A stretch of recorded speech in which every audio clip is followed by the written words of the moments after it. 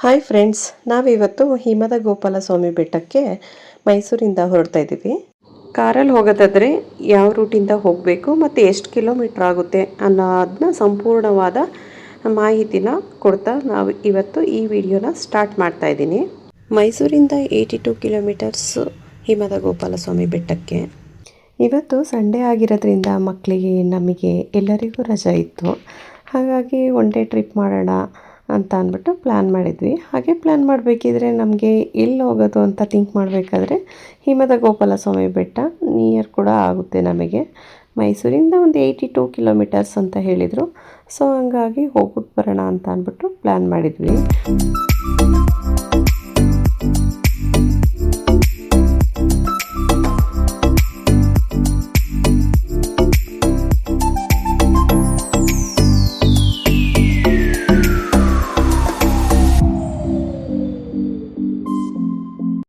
Hunsur main ರೋಡಿಂದ ಕಲಾಮಂದಿರದ ಹತ್ರ ನಾವು ರೈಟ್ ತೊಗೊಳ್ತು ಅಂತಂದರೆ ಕುಕ್ರಳ್ಳಿ ರೋಡ್ ಕಡೆಯಿಂದ ಹೋಗ್ಬೋದು.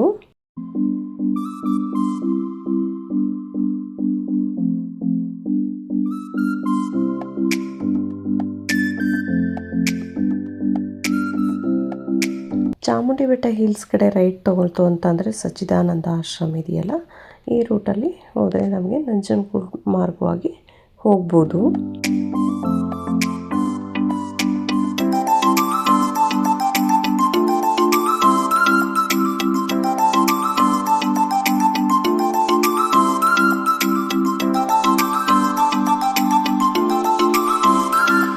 ನಾವು ನಂಜನಗೂಡಿ ರೀಚ್ ಆಗೋಷ್ಟರೊಳಗಡೆ 7:30 ಆಗೋಯ್ತು ಆಲ್ಮೋಸ್ಟು. ಇಲ್ಲೇ ಟಿಫನ್ ಏನಾದರೂ ಮುಗಿಸ್ಕೊಂಡೆ ಹೊರಡೋಣ ಅಂತ ಅಂದ್ಬಿಟ್ಟು ನಾವಿಲ್ಲಿ ಸಾಯಿ ಕೃಷ್ಣ ಹೋಟೆಲ್ ಅಂತ ಇತ್ತು, ಆ ಹೋಟೆಲ್ಗೆ ಬಂದ್ವಿ ಟಿಫನ್ ಮಾಡೋಕ್ಕೆ. ದೋಸೆ, ಇಡ್ಲಿ, ಚೋಚೋಬಾತು ಆರ್ಡ್ರ್ ಮಾಡಿದ್ವಿ. ಅವ್ರು ಕೂಡ ನಮಗೆ ನೀಟಾಗಿ ಸರ್ವ್ ಮಾಡಿದರು. ಹೈಜೀನ್ ಕೂಡ ತುಂಬ ಚೆನ್ನಾಗಿ ಮೇಂಟೈನ್ ಮಾಡಿದ್ದಾರೆ. ಯಾರೆಲ್ಲ ಈ ರೂಟ್ ಏನಾದರೂ ಹೋಗ್ತಾ ಇದ್ದೀರಾ ಅಂತ ಅಂದರೆ ಈ ಹೋಟೆಲಲ್ಲಿ ಟಿಫನ್ ಮುಗಿಸಿ ಹೋಗ್ಬೋದು. ಚೆನ್ನಾಗಿ ಸರ್ವ್ ಕೂಡ ಮಾಡ್ತಾರೆ. ಟಿಫನ್ ಎಲ್ಲ ತುಂಬ ಚೆನ್ನಾಗಿತ್ತು. ಟಿಫನ್ ಎಲ್ಲ ಮುಗಿಸಿ ನಾವು ಇವಾಗ ಹೊರಟ್ವಿ. ನಂಜನಗೂಡಿಂದ ಆಲ್ಮೋಸ್ಟ್ ಇವಾಗ ಗುಂಡ್ಲುಪೇಟೆ ರೀಚ್ ಆಗಿದ್ದೀವಿ. ಇವಾಗ ಗುಂಡ್ಲುಪೇಟೆಯಿಂದ ಏನು ತುಂಬ ದೂರ ಆಗಲ್ಲ, ಇಲ್ಲಿಂದ 1/2 ಅವರ್ ಜರ್ನಿ ಆಗುತ್ತೆ.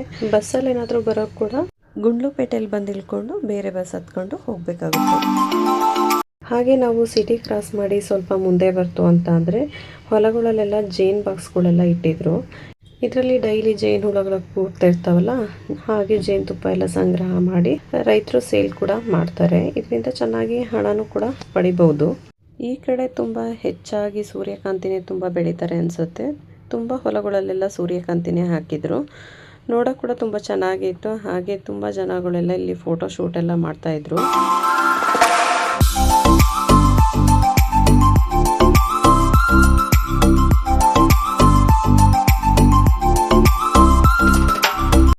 ಇದು ಹಂಗಾಳ ಗ್ರಾಮ.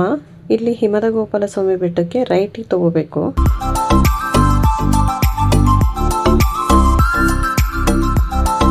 ಹೀಗೆ ಸ್ವಲ್ಪ ಮುಂದೆ ಹೋಗಿ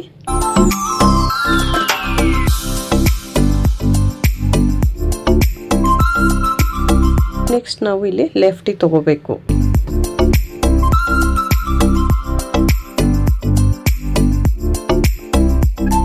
ಈ ಸೂರ್ಯಕಾಂತಿ ಹೊಲದಲ್ಲಿ ಇಷ್ಟೊಂದು ಜನ ಇರೋದು ನೋಡಿ ನಾವು ಎಲ್ಲ ಹಾಳು ಮಾಡಿಬಿಡ್ತಾರೆ ಅಂತ ಅಂದ್ಬಿಟ್ಟು ಯೋಚನೆ ಮಾಡ್ತಾಯಿದ್ವಿ. ಅದು ಅಲ್ಲಿ ಇದ್ದಿದ್ದೇ ಬೇರೆ ರೀತಿ. ಅವರೇ ರೈತರೇ ಕೂಡ ಇಲ್ಲಿ ಒಬ್ಬೊಬ್ಬರಿಗೆ ದುಡ್ಡು ಇಸ್ಕೊಂಡು 20 ರೂಪೀಸ್ ಪರ್ ಹೆಡ್ ಪ್ರಕಾರ ಫೋಟೋ ಶೂಟ್ಗೆ ಕಳಿಸ್ಕೊಡ್ತಾರೆ. ಇವರು ಡೈಲಿ ಇದೇ ಬಿಸ್ನೆಸ್ ಆಗಿರೋದ್ರಿಂದ ಇವರಿಗೆ ಬೆಳೆಯಲ್ಲಿ ಬರೋ ಲಾಭಕ್ಕಿಂತ ಇದರ ಲಾಭನೇ ಜಾಸ್ತಿ ಆಗಿರುತ್ತೆ. ಇವಾಗ ನಾವು ನಿಯರೆಸ್ಟ್ ಹಿಮದ ಗೋಪಾಲಸ್ವಾಮಿ ಬೆಟ್ಟ ಹತ್ರಕ್ಕೆ ಬಂದ್ವಿ. ಇಲ್ಲಿಂದಲೇ ಆಲ್ರೆಡಿ ರಶ್ಶು ಸ್ಟಾರ್ಟ್ ಆಗಿದೆ. ನಾವಿಷ್ಟೊಂದು ರಶ್ ಇರುತ್ತೆ ಅಂತ ಅಂದ್ಕೊಂಡಿರಲಿಲ್ಲ. ಬೆಳಗ್ಗೆನೇ ಬಂದಿದ್ದೀವಿ, ಹಾಗಾಗಿ ನಾವು ಬೇಗ ಹೋಗ್ಬೋದು ಅಂದ್ಕೊಂಡಿದ್ವಿ. ಇಲ್ಲಿ ಕ್ಯೂ ನೋಡಿಬಿಟ್ಟು ಎಷ್ಟೊತ್ತಿಗಪ್ಪ ನಾವು ಹೋಗೋದು ಅನ್ನಿಸ್ತಾ ಇದೆ.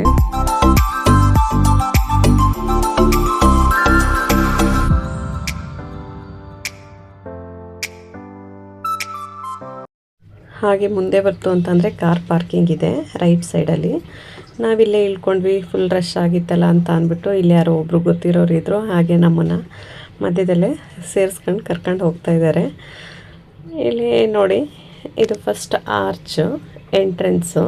ಇಲ್ಲಿ ಬಂದು ನಾವು ಟಿಕೆಟ್ ಎಲ್ಲ ತೊಗೋಬೇಕು. ಲೇಡೀಸ್ಗೆಲ್ಲ ಫ್ರೀ ಇರುತ್ತೆ. ಆಧಾರ್ ಕಾರ್ಡ್ ತೋರಿಸ್ತು ಅಂತ ಅಂದರೆ ಜೆಂಟ್ಸ್ ಮಾತ್ರ ಟಿಕೆಟ್ ತೊಗೋಬೇಕು. ಮತ್ತು ಇಲ್ಲಿ ಜೀಪ್ ಕೂಡ ಅವೈಲಬಲ್ ಇರುತ್ತೆ. ಇದೇ ಕೌಂಟ್ರು.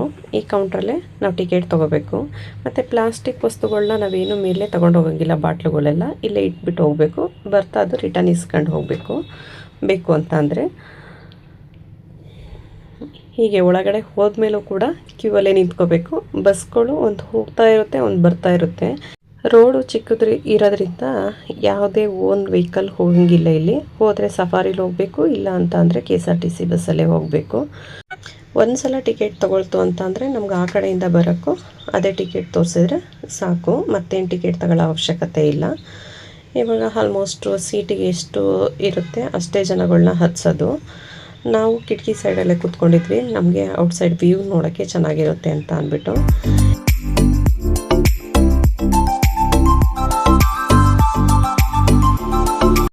ನೋಡಿ ಫಾಗ್ ಹೇಗೆ ಕಾಣಿಸ್ತಾ ಇದೆ ಅಂತ ಅಂದ್ಬಿಟ್ಟು. ಇದನ್ನು ನಮ್ಮ ಕರ್ನಾಟಕದ ಮಿನಿ ಊಟಿ ಅಂತ ಕೂಡ ಅಂದರೂ ತಪ್ಪಾಗಲ್ಲ. ಅಷ್ಟು ಚೆನ್ನಾಗಿದೆ ನೋಡೋಕ್ಕೆ. ಮಳೆ ಬಂದಿರೋ ಕಾರಣ ಇಲ್ಲಿ ಬೆಟ್ಟ ಗುಡ್ಡ ಎಲ್ಲ ತುಂಬ ಹಸಿರಾಗಿ ಹಿಮದಿಂದ ಕೂಡಿರುತ್ತೆ. ಮೇಲೆ ಹೋಗ್ತಾ ಹೋಗ್ತಾ ಚಳಿ ಸ್ಟಾರ್ಟ್ ಆಗುತ್ತೆ. ತುಂಬ ಚಿಲ್ಲಾಗಿರುತ್ತೆ. ನೋಡಿ ಎಷ್ಟು ಚೆನ್ನಾಗಿದೆ. ಇಲ್ಲಿ ತುಂಬ ಪ್ರಾಣಿಗಳೆಲ್ಲ ಓಡಾಡ್ತಾ ಇರುತ್ತೆ. ಅದರಿಂದ ಇಲ್ಲಿ ಮಾರ್ನಿಂಗ್ 8:30 4 o'clock ಲಾಸ್ಟ್ ವಿಸಿಟು. ಅದಾದಮೇಲೆ ಇಲ್ಲಿ ಓನ್ ವೆಹಿಕಲ್ ಕೂಡ ಬರೋಂಗಿಲ್ಲ. ಮತ್ತು ಈ ಬಸ್ಸು ಕೂಡ ಬರಲ್ಲ 4 o'clock ಆದಮೇಲೆ.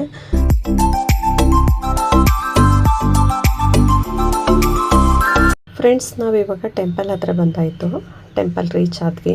ನೋಡಿ ಟೆಂಪಲ್ ವ್ಯೂಸ್ ಎಲ್ಲ ಹೇಗಿದೆ ಅಂತ ಅಂದ್ಬಿಟ್ಟು. ತುಂಬ ಗಾಳಿ ಇದೆ ಇಲ್ಲಿ.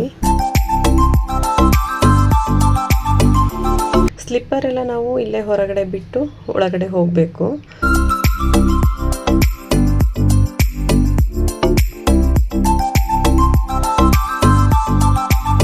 ಈ ಕಡೆ ರೈಟ್ ಸೈಡ್ ವ್ಯೂ ನೋಡ್ತಾ ಇದ್ರೆ ತುಂಬ ಚೆನ್ನಾಗಿತ್ತು. ಫಸ್ಟ್ ಟೆಂಪಲ್ಗೆ ಹೋಗೋದಕ್ಕಿಂತ ವ್ಯೂನ ನೋಡಿ ಹೋಗ್ತಾ ಇದ್ವಿ ನಾವು. ಇಲ್ಲಿ ಎಷ್ಟು ಗಾಳಿ ಅಂತ ಅಂದರೆ ಮೇಲೆ ಹೋಗ್ತಾ ಹೋಗ್ತಾ ಫುಲ್ಲು ಗಾಳಿ ಗಾಳಿ ಗಾಳಿ. ಹಿಮ ಸ್ವಲ್ಪ ಇವತ್ತು ಕಡಿಮೆ ಇತ್ತು, ಗಾಳಿ ತುಂಬಾ ಇತ್ತು. ಇಲ್ಲಿ ಬಂದ್ರೂ ಫುಲ್ಲು ಕ್ಯೂ ಇತ್ತು ನಮಗೆ ದೇವಸ್ಥಾನದೊಳಗಡೆ ಹೋಗೋಕ್ಕೆ. ನಾನು ಹೋಗಿ ಇಲ್ಲಿ ಕ್ಯೂ ಅಲ್ಲಿ ನಿಂತ್ಕೊಂಡೆ. ಮಕ್ಕಳು ಕೂಡ ಯಾರೂ ಬರಲಿಲ್ಲ. ಅಲ್ಲೇ ಕೂತಿರ್ತೀವಿ, ನೀವು ಮುಂದೆ ಹೋದ್ಮೇಲೆ ಸ್ವಲ್ಪ ಆಮೇಲೆ ಬರ್ತೀವಿ ಅಂತ ಹೇಳಿದರು. ಹಾಗಾಗಿ ನಾನು ಲೈನಲ್ಲಿ ನಿಂತ್ಕೊಂಡಿದ್ದೆ.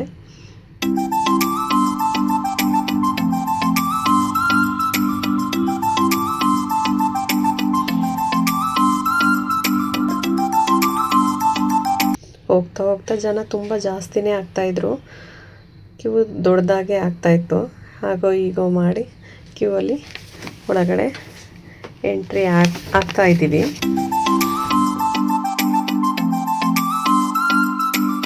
ದರ್ಶನ ಎಲ್ಲ ಮುಗಿಸಿ ನಾನು ಇಲ್ಲಿ ಹೊರಗಡೆ ಬಂದ್ವಿ. ದೇವಸ್ಥಾನದ ಗರ್ಭಗುಡಿ ಹತ್ರ ವಿಡಿಯೋ ಏನೂ ಅಲೋ ಇರಲಿಲ್ಲ. ಸೊ ಹಂಗಾಗಿ ವಿಡಿಯೋ ಮಾಡಿಲ್ಲ. ಈ ಜಾಗದ ಸುತ್ತಮುತ್ತ 77 ಕಲ್ಯಾಣಿಗಳು ಇದೆಯಂತೆ. ಬಟ್ ನಮಗೆ ಕಾಣಿಸಿದ್ದು ಒಂದು 2-3 ಅಷ್ಟೇ. ಇನ್ನೊಂದು ಏನು ವಿಶೇಷ ಅಂತಂದರೆ ಇಲ್ಲಿ ಡೈಲಿ ಬೆಳಗ್ಗೆ ಆನೆ ಬಂದು ಎಲ್ಲರಿಗೂ ದರ್ಶನ ಕೊಡುತ್ತಂತೆ. ಬಟ್ ಯಾರಿಗೂ ಏನೂ ಹಾನಿ ಮಾಡಲ್ಲ. ಇದು ಇತ್ತೀಚಿನ ದೇವಾಲಯ ಅಲ್ಲ, ಇದು ತುಂಬ ಪ್ರಾಚೀನ ಕಾಲದ್ದು, ಚೋಳರ ಕಾಲದ್ದು. ಇಲ್ಲಿ ಹೊಯ್ಸಳರು 14ನೇ ಶತಮಾನದಲ್ಲಿ ಆಳಿದಂಥ ಜಾಗ ಇದು.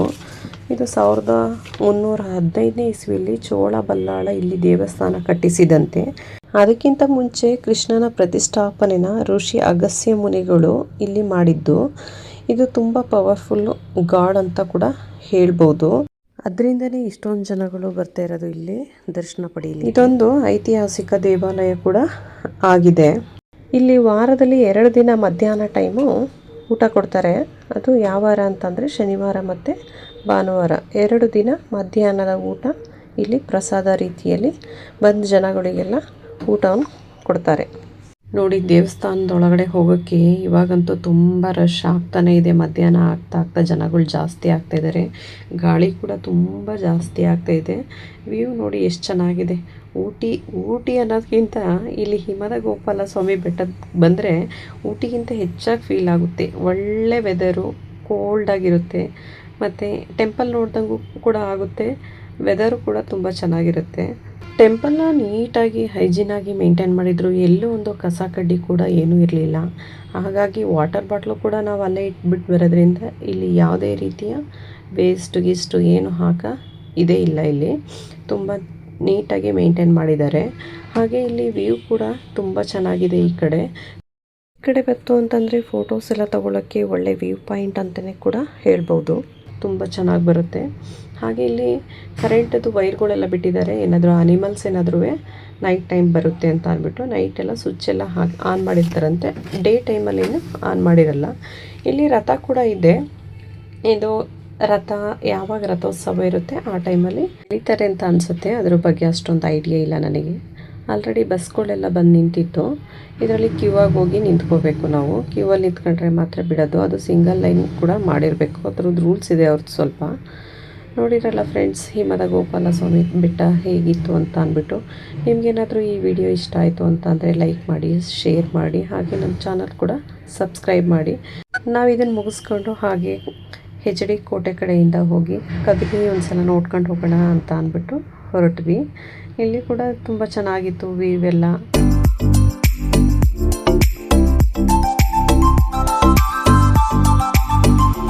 ನಾನು ಯಾವಾಗಲೂ ಕೂಡ ಕಬಿನಿಗೆ ಬಂದಿರಲಿಲ್ಲ, ನೋಡಿರಲಿಲ್ಲ. ಇದೇ ಫಸ್ಟ್ ಟೈಮ್ ಹೋಗ್ತಾ ಇರೋದು. ನನಗೆ ಇಲ್ಲಿ ಪ್ಲೇಸ್ ಎಲ್ಲ ಏನೂ ಗೊತ್ತಿಲ್ಲ, ಈ ರೂಟು. ಹಸ್ಬೆಂಡ್ಗೆಲ್ಲ ಗೊತ್ತಿದೆಯಲ್ಲ ಅಂತ ಅಂದ್ಬಿಟ್ಟು ಅವ್ರು ಕರ್ಕೊಂಡು ಹೋಗ್ತಾಯಿದ್ರು. ಹೇಗಿದ್ರು ಬಂದಿದ್ದೀವಲ್ಲ ಒಂದು ಸಲ ನೋಡ್ಕೊಂಡು ಹೋಗೋಣ ಅಂತ. ಫುಲ್ ನೀರೇನು ಬಿಟ್ಟಿರಲಿಲ್ಲ, ಇನ್ನು ಸ್ವಲ್ಪ ಮಾತ್ರ ಬಿಟ್ಟಿದ್ರು. ಚೆನ್ನಾಗಿತ್ತು ವ್ಯೂ ಕೂಡ, ಎಂಜಾಯ್ ಮಾಡಿದ್ವಿ. ಇಷ್ಟ ಆಗಿತ್ತು ಫ್ರೆಂಡ್ಸ್ ಇವತ್ತಿನ ಬ್ಲಾಗ್. ಐ ಹೋಪ್ ಎಲ್ರಿಗೂ ಈ ವಿಡಿಯೋ ಇಷ್ಟ ಆಗಿದೆ ಅಂದ್ಕೊಳ್ತೀನಿ. Thank you.